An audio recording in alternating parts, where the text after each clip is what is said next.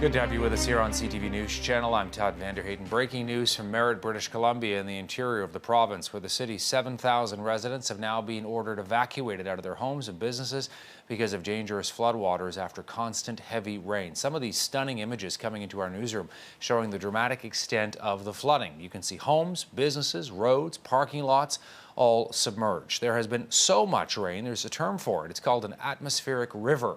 The rush to get out is also leading to chaos on highways. Some of the highways in the region are closed as well because of mudslides and rock slides. As you can see, the pictures tell the story, all of that water. Here's an official statement that has been issued on this. High flood waters have rendered Merritt's wastewater treatment plant inoperable for an indefinite period. Continued habitation of the community without sanitary services presents risk of a mass sewage backup and personal health risk. There's more. In a related development elsewhere in the province, there are reports several vehicles washed off the Lougheed Highway because of a rock slide near Agassiz. It's a small community in the Fraser Valley, east of Vancouver. So we're not just dealing with Merritt, but also with Agassiz, other parts of the province. By the way, the people in Merritt are being asked to go to Kamloops or Kelowna. In the meantime, let's get the very latest on the forecast from the area from CTV Calgary meteorologist Kevin Stanfield. Kevin.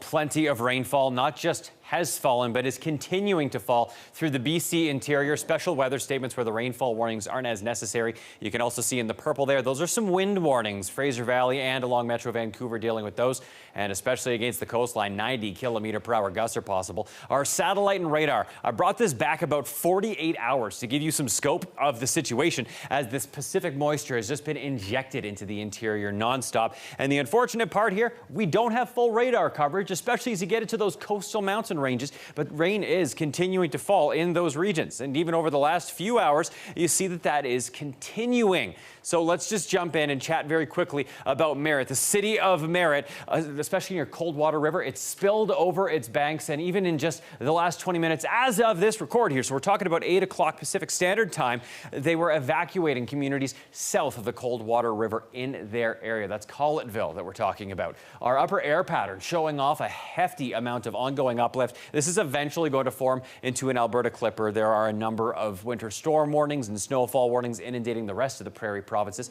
But let's take a look at the future casts here. This moisture is ideally expected to start being alleviated as we push a little further through the day. And that's exactly what residents need.